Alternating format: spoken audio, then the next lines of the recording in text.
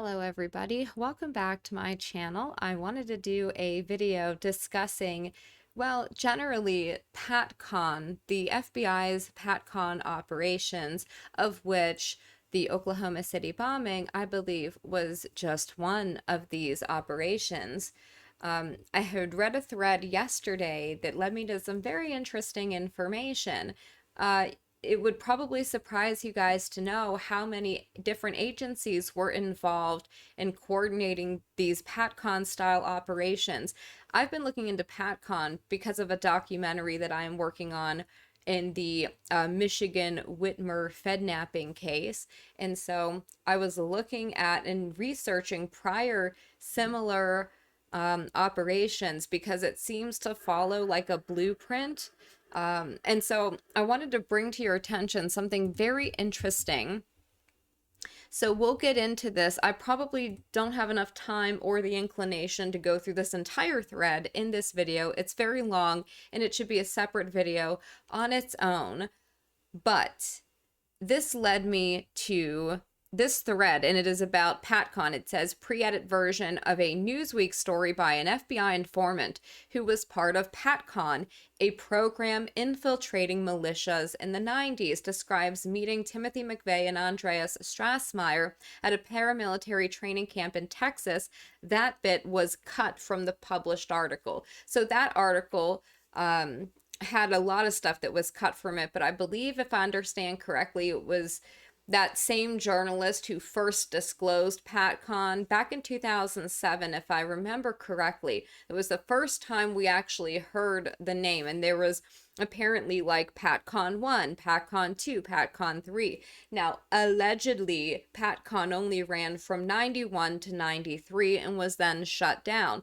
But I think, as you guys know, very similar to the CIA MK Ultra program, they just roll it out under a different name. So it could be MK Often, MK Naomi, Project Artichoke. Like, there's different code names for it, but it's all kind of similar operations under a very similar umbrella of whatever it is that they're trying to do, or a certain area of interest. So PATCON, of course, is one of these things. Now, if you look at the Whitmer case, they called that Operation Cold Snap, but it is exactly PATCON. I mean, it mirrors it completely. But I wanted to bring this part to your attention, and I will include the links to this stuff in the video description.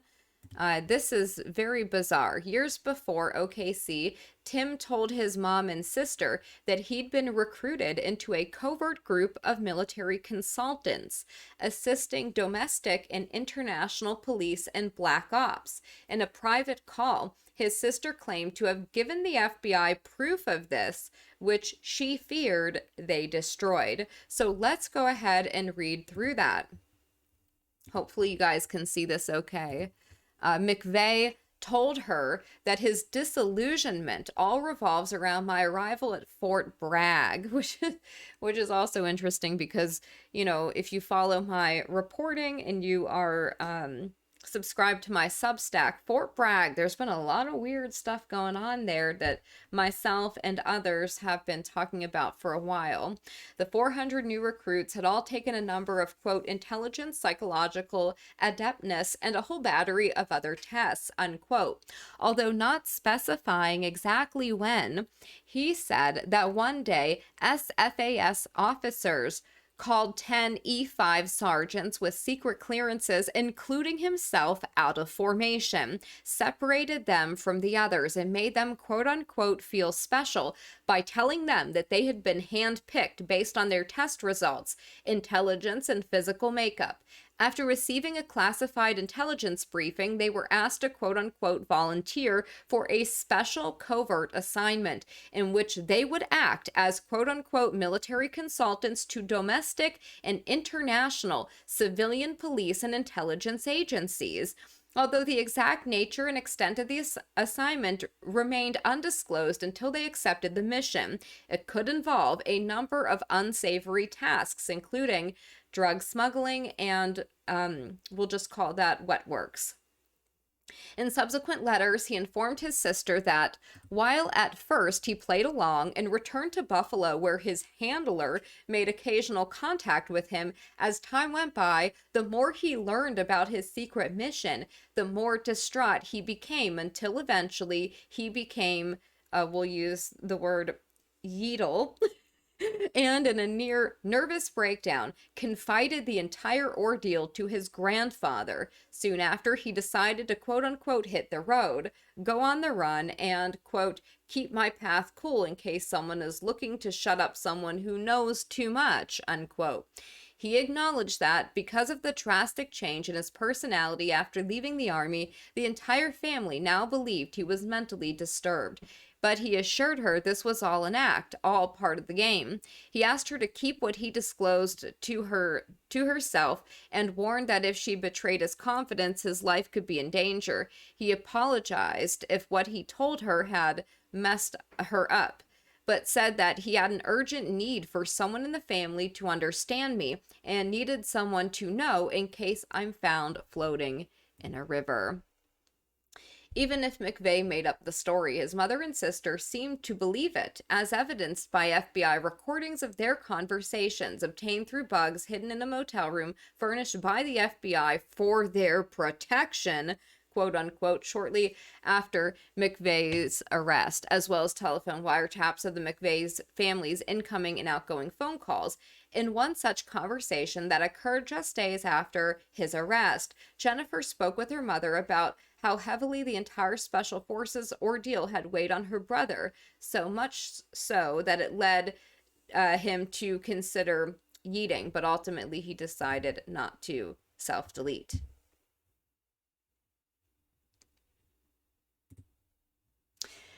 He had simply refused to carry out his orders, thereby making himself a target. Mickey's responses to Jennifer during the conversation indicated she'd heard parts of his story from her son previously.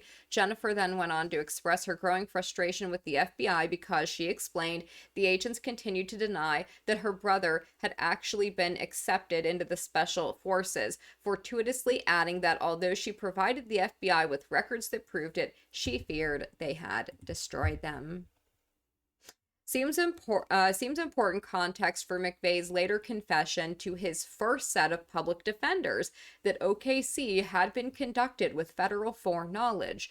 So this part here, interesting to note that McVeigh privately confessed to his first public defenders, who later quit, that he was a federal informant infiltrating militias, and that he had informed the feds about the OKC plot, but they told him to allow it to go ahead. So let's just read part of this. On April 21st, McVeigh was taken from Perry to nearby Tinker Air Force Base for further questioning and arraignment, and once there, was charged as the primary and thus far only suspect in the incident. He was appointed two public defenders, John Coyle and Susan Otto, to whom, unknown to the public but documented within the Jones collection, McVeigh made a very strange confession. He told Coyle and Otto that while in the National Guard, which he had joined after leaving active duty Army service, he'd been recruited to work undercover as part of a domestic security operation. McVeigh said his mission was to infiltrate and report on those people and other domestic T threats. So that is super interesting, because infiltrate and report on DT threats. It mirrors exactly what they did in Operation Cold Snap, but it's not infiltrating and reporting on. It is actually instigating and trying to create fake plots and then frame innocent people who didn't know anything about it or wanted nothing to do with it. McVeigh then said that after having discovered the plot, he reported it to his handlers, but was instructed to continue in his role, remain embedded within the conspiracy, and even go so far as to participate in the incident, but ensure that only a couple of windows were blown out of the Murrah building. McVeigh expressed his shock that the rider could have caused as much damage as it did, and wondered out loud if someone may have switched the truck at the last minute without his knowledge. Now, this is really interesting because there is other claims from, I think it was another informant, that tied McVeigh to a group called the ARA. That group also has been considered to be perhaps an FBI front group. Very weird stuff. Nichols said this too. McVeigh also made a similar confession to David Paul Hammer, also on death row, who published books about it. You should read Bill's Aberrations thread. So that is it's from a book called Aberrations in the Heartland, if I remember correctly, from 2016, that goes into these informant programs and what they were doing. Yeah, sorry, Aberrations in the Heartland of the Real. That's what it's called. So we'll read from this. For the remainder of his life, McVeigh continued to both affirm and deny to the Jones team and others the covert operations story, telling a bit differently each time. While on death row in Terre Haute, Indiana, McVeigh met David Paul Hammer, another prisoner awaiting execution. In 2004, after McVeigh's execution, Hammer published his first book, Secrets Worth Dying For, Timothy James McVeigh in the OKC incident, based on alleged conversations between the two, followed by an updated version, Deadly Secrets, in 2010. According to Hammer, McVeigh told him a remarkable story. While at the Special Forces, McVeigh encountered a high-ranking official whom he referred to only as the Major, a man he said had befriended him during the Gulf War. The Major, who McVeigh said was dressed in civilian clothing and had an unkempt appearance in general, pulled him aside and told him he was currently working for the Department of Defense on ultra-secret need-to-know black ops, whose agenda was, quote, primarily domestic intelligence gathering and internal threat evaluations, with an emphasis on direct counteraction operations. Unbelievable. The Major then described a right-wing militancy spreading rapidly throughout the United States that was threatening to rip the country apart. He offered McVeigh a position in a secret unit, adding that he would be working alone for the most part, but could recruit people of his own choosing as needed. When he accepted, the Major instructed McVeigh to, quote, wash out of the Special Forces, tone down his hotshot performance in the Army, and quit the Army altogether by the end of the year. So what this is called is sheep dipping. It is when someone fake retires from the military and then uses their credibility as a quote-unquote veteran or a disgruntled veteran to be accepted into dissident organizations. This is exactly what Dan Chappell, the informant in the Whitmer case, did. He was an Iraq War veteran, and he pretended to be on the team that rescued American sniper and hero Chris Kyle. So he really gave himself false credibility. And in fact, when he joined the group, he immediately became the leader of the group, although he refused to be officially acknowledged because his FBI handlers admonished him from taking a leadership role. Every single person, when they did a hand vote in the group, all acknowledged that Big Dan was their leader. So this is called sheep dipping. You're not really retired. You're still working for the government, but you're pretending that you're not.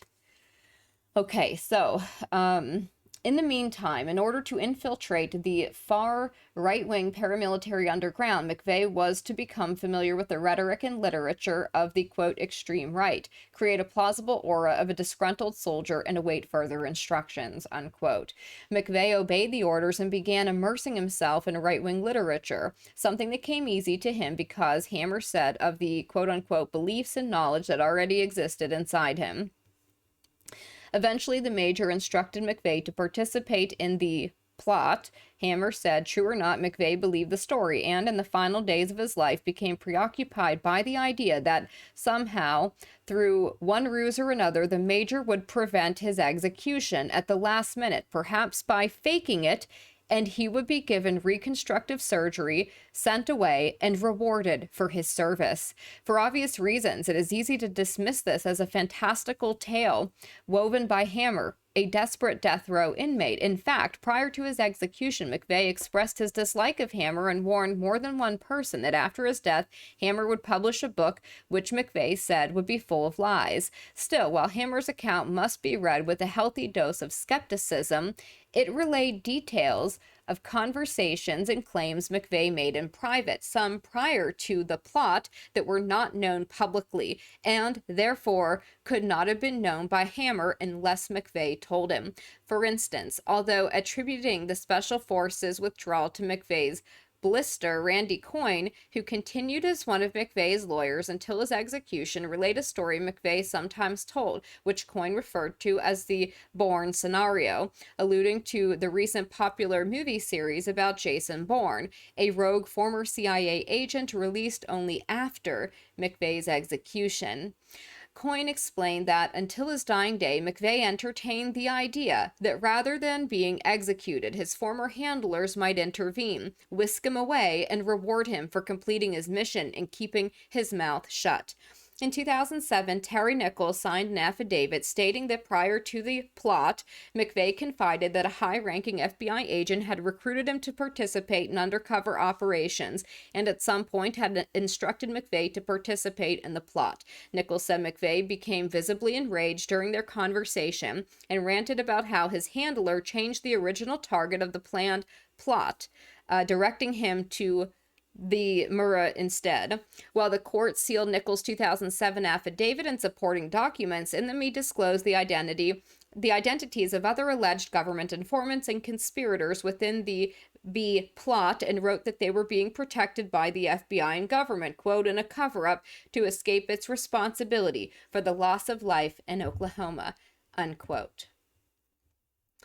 Yes, so, there you go. The only surviving convicted criminal in the April 19th, 1995 bombing of the Alfred P. Murrah Federal Building in Oklahoma City is saying his co-conspirator told him he was taking orders from a top FBI official and orchestrating the incident. A declaration from Terry Lynn Nichols filed in U.S. District Court in Salt Lake City is proven to be one of the most detailed confessions by Nichols to date about his involvement in the plot, as well as the involvement of others. However, one congressman who's investigated the plot remains skeptical of Nichols' claims. The declaration was filed as part of Salt Lake City Attorney Jesse Trentadue's pending wrongful death suit against the government for the execution of his brother in a federal corrections facility in Oklahoma City. Trentadue claims his brother was killed during an interrogation by FBI agents where agents mistook his brother for a suspect in the Oklahoma City plot investigation. The most shocking allegation in the 19-page signed declaration is Nichols' assertion that the whole plot was an FBI operation and that McVeigh let slip during a bout of anger he was taking instructions from former FBI official Larry Potts. Potts was no stranger to anti-government confrontations, having been the lead FBI agent at Ruby Ridge, another PATCON operation in '92 which led to the shooting death of Vicki Weaver, the wife of Randy Weaver. Potts was also reportedly involved in the 51-day siege of another PATCON operation, Waco, in '93 that resulted in a fire that killed 81 Branch Davidian followers. No, it didn't just result in, it was done on purpose. My God.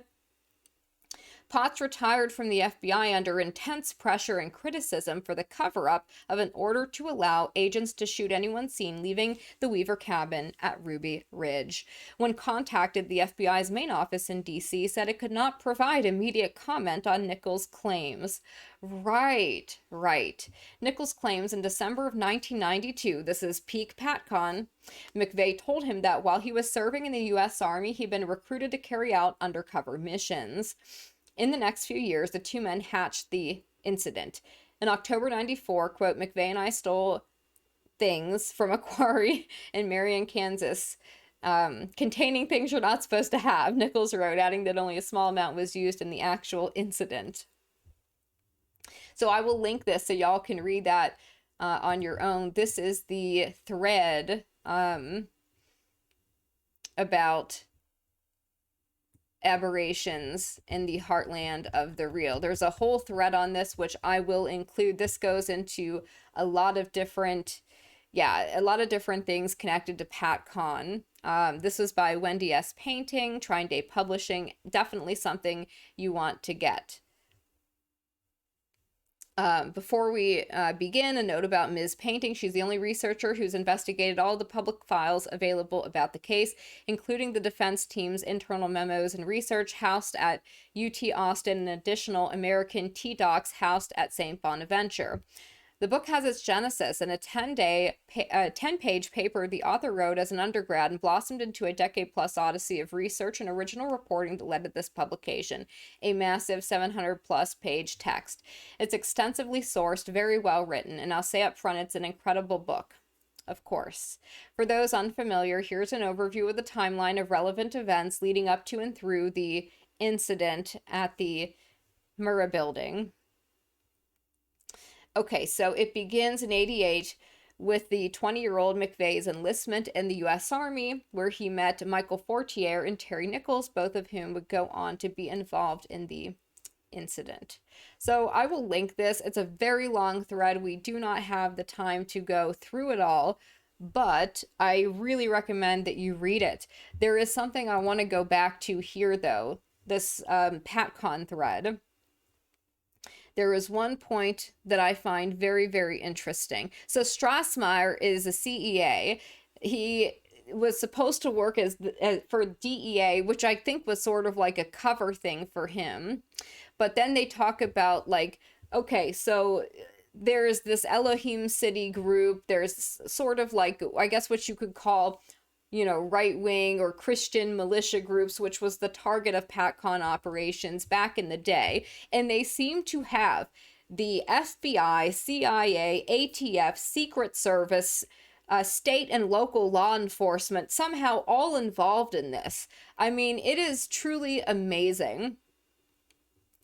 And then there's back and forth things here about, how Strassmeyer, who is a German national, got brought into the United States. Strassmeyer, of course, was somebody that was working with McVeigh, which is very obvious, okay? And what's interesting about this is that how this happened, this article mentions a joint U.S.-German project that might be the actual reason Andreas Strassmeyer was here. The U.S. and Germany had agreed to monitor and share intelligence about individuals and groups that were passing literature and personnel between countries. So obviously passing literature, like that's supposed to be freedom of speech. That wouldn't be something that you would think would be this like international operation involving like the intelligence agencies of various countries, various agencies within the United States. It just seems insane.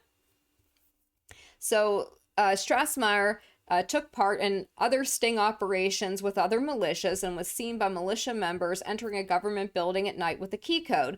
McVeigh was with Strassmeyer in at least one of these cases. There are several other eyewitness accounts of Strassmeyer with McVeigh, but Andy claims to just have a vague memory of meeting Tim once at a gun show, which is clearly a lie. No real point to this thread, just in saying that in advance of the incident, McVeigh seems to have associated intimately across multiple states with an ATF informant who looks like he was involved in PATCON sting operations against individual militias.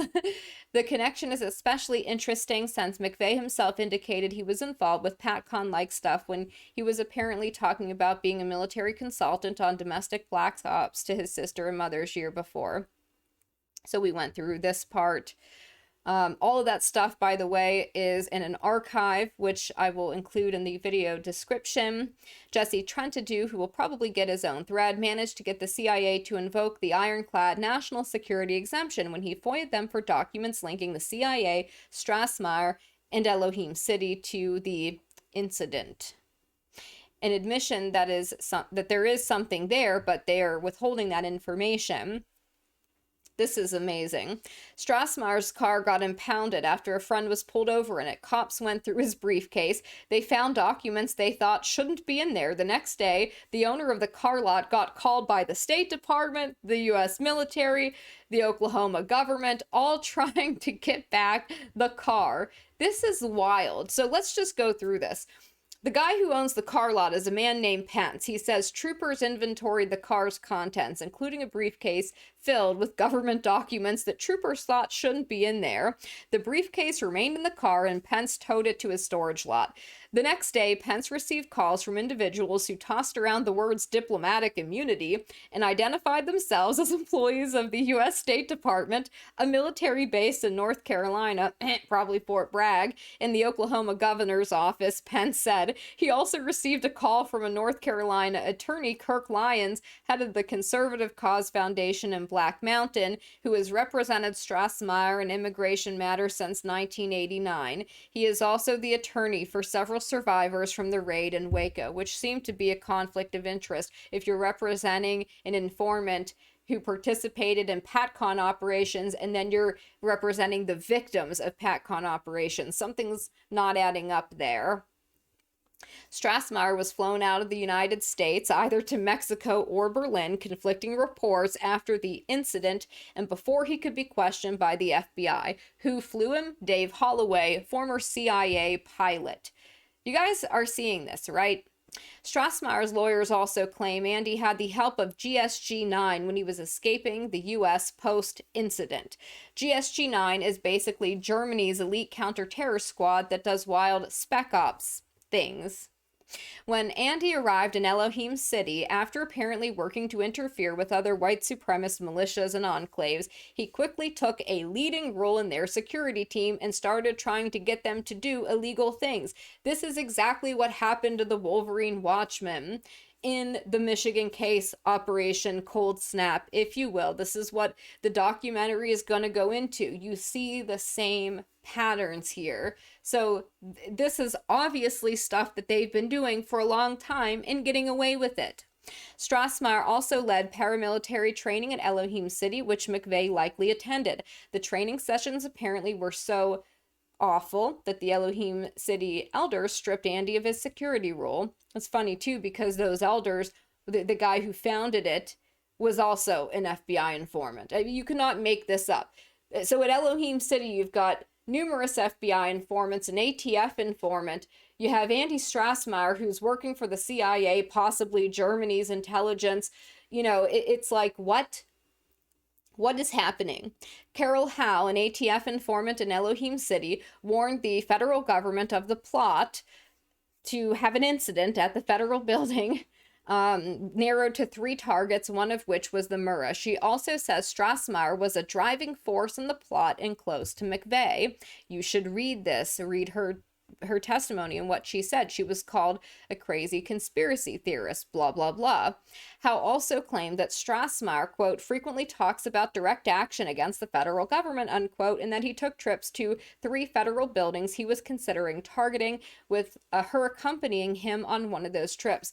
That is interesting because McVeigh indicated that they switched the location at the last minute. So it seems to kind of corroborate that.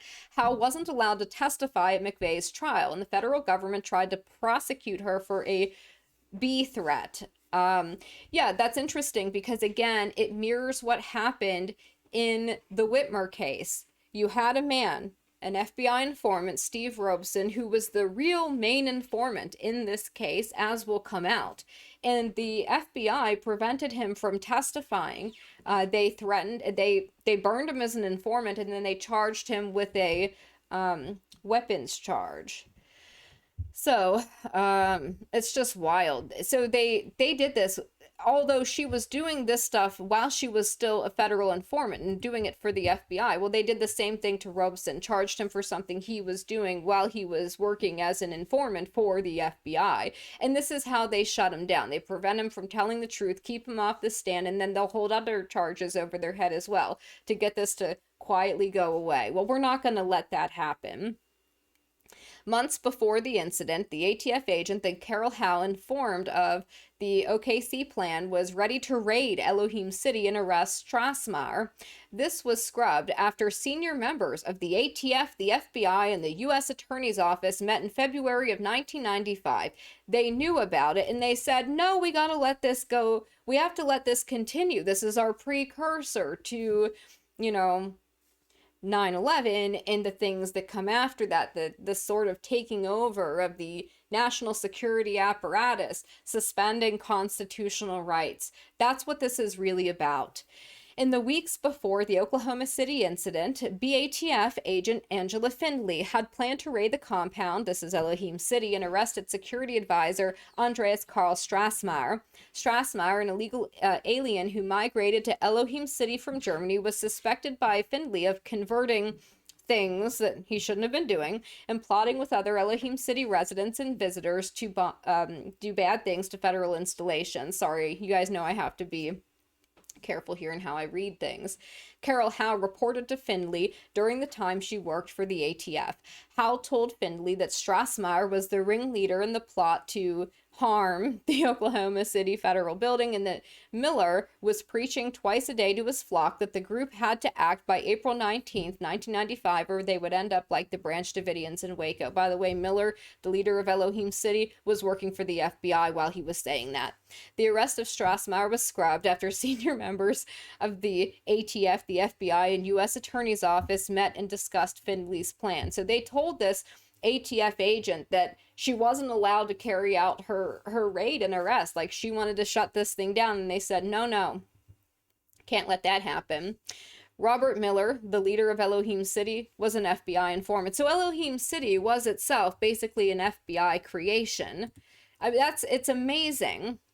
Why isn't there more discourse about how the deadliest DT attack in U.S. history objectively happened with U.S. intelligence foreknowledge and almost certainly happened with the active participation of at least one intel asset, probably more than one, absolutely more than one.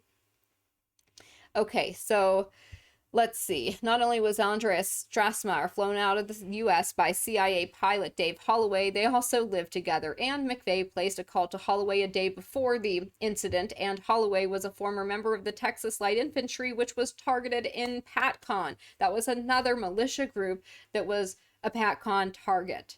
It is just wild. It's unbelievable. Okay, so let's see. In the proffer for testimony from Carol Howe, the informant who warned the ATF of the Oklahoma City incident months in advance, Timothy McVeigh's defense team says an attorney from the CIA has admitted to the prosecution that Andreas Strassmeyer has an unidentified relationship with that agency. You could not make this up if you wanted to.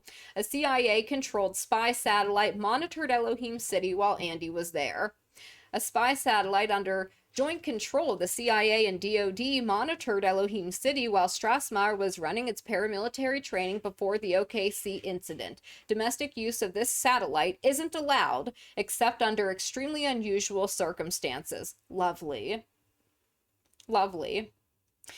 Weird. Dave Holloway, the CIA pilot that lived with Andreas Strassmeyer and flew him out of the United States, lied multiple times about his whereabouts on the day of the Oklahoma City incident, and no one seems to know exactly where he was. Andreas Strassmeyer did intelligence work during his stint in the German army. Yeah. Vincent Petruski is one of the first men Andreas Strassmeyer contacted in the U.S. His career as a military intelligence officer is widely believed to have been a cover for a career in the CIA. He told Strassmeyer he was CIA. He was probably part of the Phoenix program in Vietnam. And by the way, what is he doing? Operating domestically in the United States to target American citizens in the 80s and 90s. It's like, this has to stop. It is still happening, and people don't understand. And when I talk about the Whitmer thing, they don't get it. It's like, you have to put these pieces together, because it is the exact same thing happening there. When the German army stopped paying Strassmeyer, CIA pilot Dave Holloway gave him a fake job at his computer company, paying him $2,000 a month. Holloway is frustrated by the placement of certain things. Like, oh, it was too far away from the building. Like, lamenting that, more damage could have been done. Wow. Strassmeyer's story is that he came to the U.S. to work with former CIA guy Vince Petruski on off-the-books drug interdiction and a black ops crew similar to the one Petruski operated during his CIA career. Wow. Unreal. Then we get to Roger Moore. Roger Moore was probably involved in OKC. He was friends with McVeigh from gun shows, was the victim of a staged robbery by Terry Nichols that helped fund the incident, and his fingerprints were found at Nichols' house. He also trained anti-Castro Cubans and built custom speedboats for the CIA. What is going on here? CIA asset was responsible for the only meeting between McVeigh and Strassmeyer that they will admit to. Yeah. Andy's time in Israel. Of course, because, of course, Andy Strassmeyer is fluent in Hebrew and spent 3 summers in Israel on a kibbutz. He once patrolled the Green Line between Israel and the West Bank. He reacted oddly when asked if he had patrolled an IDF uniform. He didn't deny contact with the Mossad. Strange behavior for a so-called neo-Nazi. Another pre-incident contact between Andy and McVeigh. An informant from the SPLC reported McVeigh called Elohim City to talk with Strassmeyer 2 days before OKC on April 17th, adding to the call that occurred 2 weeks beforehand and the sighting of the two at a strip club a week and a half before the incident. Andy may have stayed in a CIA safe house in Mexico City while he was being spirited from the U.S. by a former CIA pilot. Yeah, former. There's no such thing. Unreal. Oh yeah, and this is all of this stuff seems to tie into the Iran-Contra thing, these networks that were set up. It's just, I mean, guys, like, you could not make this up if you wanted to. It is so ludicrous. We will play this and then we'll kind of end the video here because it's gotten longer than I intended. When we interviewed Jane Graham, who was a survivor, she said that when she went to work, it was either the day before or 2 days before, I don't remember which, she parked in the basement parking, and when she got out of her car and was walking across the parking garage, she saw 3 guys down there wearing coveralls and placing putty on the columns and stringing wire between the putty. Later, she picks out one of the guys from photographs and says, that's him, and it was Andrea Strassmeyer. Wow. I don't know why we can't hear her during this clip. That's so weird. Interesting. That kind of seemed to have cut out. But yeah, she saw Andy Strassmeyer. Strassmeyer blind item. A reader submitted a blind item on CDAN. So we don't know if this is true or not because CDAN is weird. Claims a group of hackers has a videotape of Strassmeyer's debriefing from when he returned to Germany post OKC and that it exposes the incident as a sting operation gone wrong. Right. No, I think it went exactly how they wanted it to go. Katina Lawson describes McVeigh and Strassmeyer together before the incident, attending parties with high schoolers from The Secret Life of Bill Clinton by Ambrose Evans Pritchard.